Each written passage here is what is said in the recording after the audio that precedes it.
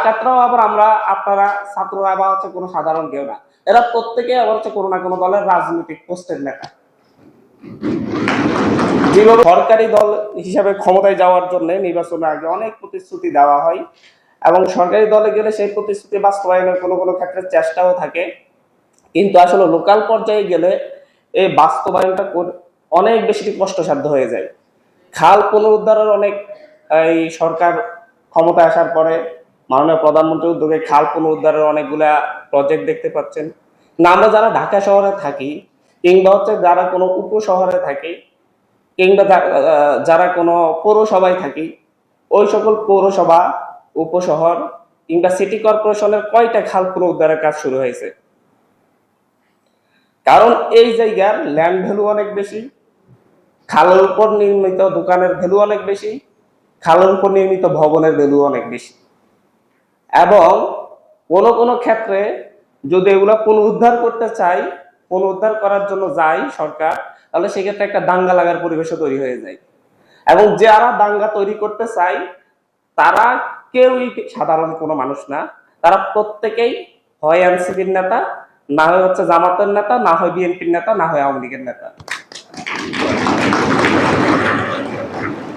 মঞ্চে আমরা অনেক কথা বলি, অনেক কিছু বলতে পারি, এক জায়গায় মনে করেন সরকার পুনরুদ্ধারে যাবে, তাদের নেতা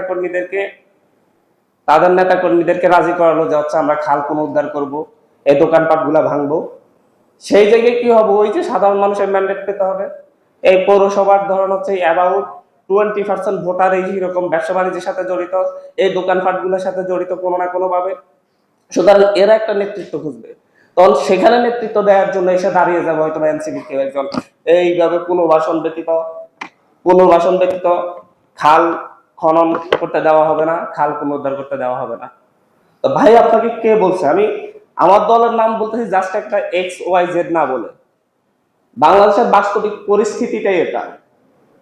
আমাদের আসলে এখানে কালকে যদি হচ্ছে জলাবদ্ধতা হয় ঢাকা শহরে, আমরা সরকারের সমালোচনা করব, সরকার ব্যর্থ হয়েছে, কিন্তু বাস্তবিক অর্থ হচ্ছে আমরা যারা বিরোধী দলে আছি তারাও কতটুকু সরকারকে হেল্প করে এটা হয়ে ওঠে না। প্রত্যেকটা জায়গায় রাজনৈতিক মানে নিজস্ব রাজনীতির কারণে, নিজস্ব ম্যান্ডেটের জন্য কোনটা সত্য কোনটা মিথ্যা তার পক্ষে তার নিশ্চিত না হয়ে যেই দিকে জনবল বেশি সেই দিকে এসে দাঁড়ায় যায়, এবং এটাকে বলো পপুলিস্ট রাজনীতি। আমাদের এই যে বাংলাদেশে প্রচুর চর উঠে, কথায় কথায় মাঝে মধ্যে নিউজে দেখি যে হচ্ছে বাংলাদেশ আরেকটা বাংলাদেশের আবির্ভাব। আমি মাঝে মধ্যে দেখি নোয়াখালী অঞ্চলের দক্ষিণে আরেকটা বাংলাদেশের আবির্ভাব, চট্টগ্রাম অঞ্চলের দক্ষিণে আরেকটা বাংলাদেশের আবির্ভাব, আবার ভোলা কুয়াকাটার দক্ষিণেও আরেকটা বাংলাদেশের আবির্ভাব। মানে বাংলাদেশ তিনটা হয়ে যাচ্ছে আরো বেশি অতিরিক্ত। কিন্তু বাস্তব হচ্ছে এই স্তরগুলাকে এই উঠে এই ভাঙে, এগুলাকে ঠিক মতো মানে হচ্ছে আবার হচ্ছে এই স্তরগুলোর অধিকাংশই ডাকাতদের কবলে থাকে, ডাকাতদের দখলে। এবং এই ডাকাতরাও আবার আপনারা ছাত্ররা বা হচ্ছে কোনো সাধারণ কেউ না, এরা প্রত্যেকে আবার হচ্ছে কোনো না কোনো দলের রাজনৈতিক পোস্টের নেতা।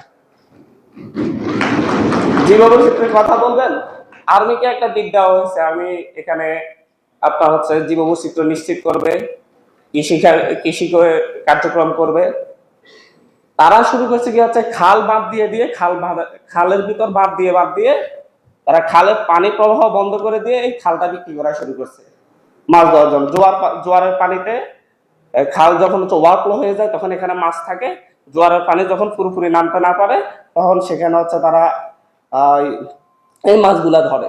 এবং এরপরে কি হয়, এই যে মাছ ধরার পরে যখন জোয়ার ওভারফ্লো না হয় তখন এখানে হচ্ছে পচা পানি তৈরি হয়, দুর্গন্ধযুক্ত পানি তৈরি, এবং এই পানিগুলা চরাঞ্চলে মহিষ কিংবা অন্যান্য প্রাণীরা খেয়ে অহরহ প্রাণী মারা যাচ্ছে। বাংলাদেশ আর্মির কথা বলছি, সবচাইতে সুশৃঙ্খল, সবচাইতে ভরসার জায়গা আমাদের যেই প্রশাসন, তাদের কথা বলছি, বাকিদের কথা বাদ দিলাম। এবং এই ক্ষেত্রে অনেক ক্ষোভ অনুরাগ আছে।